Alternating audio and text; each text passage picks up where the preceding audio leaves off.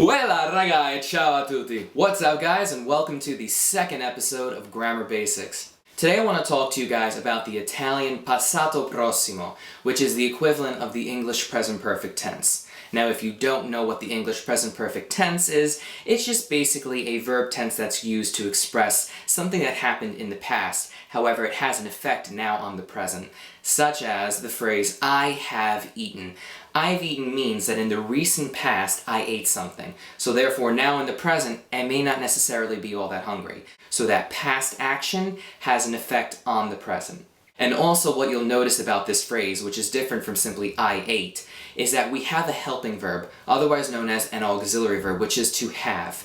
So we have a pronoun I to show who we're talking about, then we have an auxiliary verb have, to have, but it's in the present tense, and then we have our main verb eaten, which is to eat in the past tense. So that's why this tense is called the present perfect, because it has a present tense aspect to it, yet we're still talking about something that happened in the past. So it's I have eaten. And we need this helping verb, this auxiliary verb have, in order to make eat become eaten. Otherwise you can't say I eaten, you have to say I have eaten.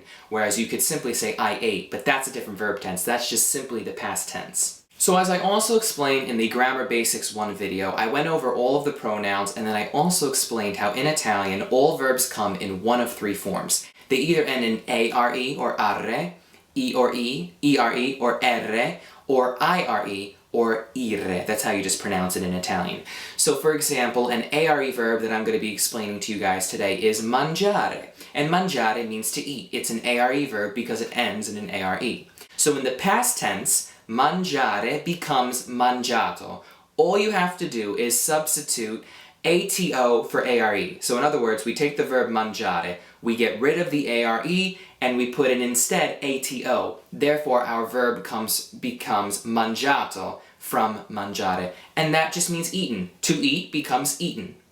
And then for ere verbs such as vendere, and vendere means to sell, it ends in an ere, therefore it's an ere verb.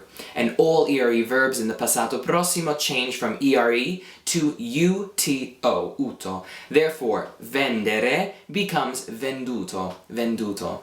And then for an ire verb such as dormire, which means to sleep, dormire, the ire will turn into an ito. So dormire becomes dormito in the passato prossimo.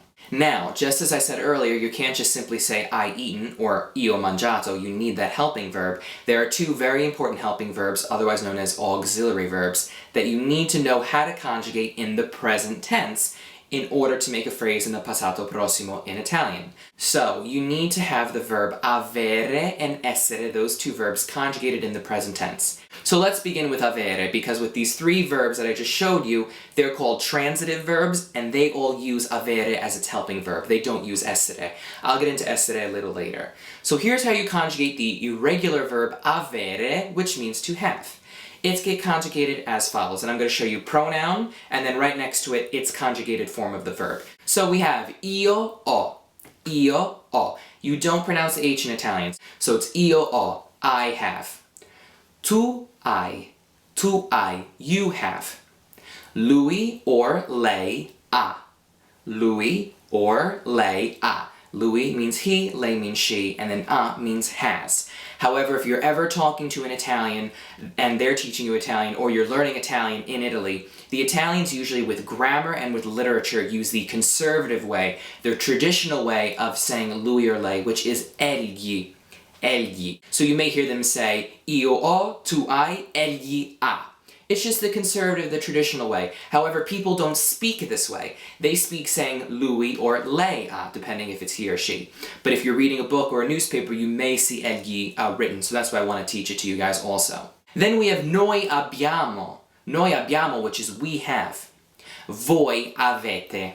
Voi avete, which is you guys or you all have. It's simply when I'm addressing more than one person and I'm calling them you, you're going to use voi and not to. Okay, so voi avete, you guys or you all have. And then we have loro hanno, which means that they have. And yet again, with this, sometimes the Italians use the conservative way or the traditional way, which is essi hanno. So it's either loro hanno or essi hanno, and it just simply means they have. But whenever someone's speaking, they will always use loro. So essere means to be. It is also an irregular verb. It's used all the time. Here's how it gets conjugated. Io sono, I am. Tu sei, you are. Lui or lei è. Lui or lei è. You could also hear egli è. Remember that. Then we have noi siamo, we are. Voi siete, you guys or you all are. And then loro sono, which is they are, otherwise known conservatively or traditionally as essi sono. So let's get going with conjugating the verb mangiare, an ARE verb that is a regular verb, and it uses avere as its helping verb in the passato prossimo. We have io ho mangiato. I have eaten. It's a literal translation. We're taking io, the pronoun, we're taking avere conjugated in the io form, so it's ho in the present tense, and then mangiato, our main verb in the passato prossimo. See how easy it is? It's going to be just like this for all the pronouns. The pronoun and its conjugated form of avere in the present tense, that's always going to change, but mangiare will always be mangiato. That's what's so great about this. So we have io ho mangiato, I have eaten. Tu hai mangiato, you have eaten. Lui or lei ha mangiato, he or she has eaten. Noi abbiamo mangiato, we have eaten. Voi avete mangiato, you guys or you all have eaten. And then loro hanno mangiato. It can mean they have eaten, and also it can mean they ate, because the Italians kind of use the passato prossimo for both ways that we can say I have eaten and I ate in English. Okay, so just think that, always keep that in the back of your mind, but just know that literally loro hanno mangiato means they have eaten, okay? But it can also work for they ate in Italian. And this is the same thing for both ERE and IRE verbs. It's the same situation. So such as with vendere, which is to sell, you got io ho venduto. Io ho venduto, I have sold. Tu hai venduto, you have sold. Lui or lei ha venduto, he or she has sold. Noi abbiamo venduto, we have sold. Voi avete venduto, they have sold. I'm sorry, you guys or you all have sold. And then loro hanno venduto, they have sold. See how it works? There's a pattern. So this is why it's something that can be done. It's not that hard. Just takes a little bit of practice and a little bit of memorization and just getting used to it. That's really all that you need to do. And now the same goes for an IRE verb such as dormire, which will become dormito. It's going to stay dormito for all 6 of the pronouns. The pronouns and the verb avere conjugated in the present tense will change. So you see how this goes? So for example, I say io ho dormito, I have slept. It's the same if I'm going to say loro hanno dormito, they have slept. It's the same pattern as I just showed you guys for vendere and I'm starting to speak Italian. I was just gonna say e anche per, which means and also for mangiare. So let's get into intransitive verbs, which are otherwise known as walking verbs because they deal with movement. They deal with a condition such as to go, to stay, to arrive. They're things that it's kind of almost like concept-based. It's like I can arrive, yet the package can arrive. So it's not necessarily something that like a person has to do. And with all of these intransitive verbs, these walking verbs that involve movement and a condition, they're gonna all be using essere as their auxiliary verb, as their helping verb.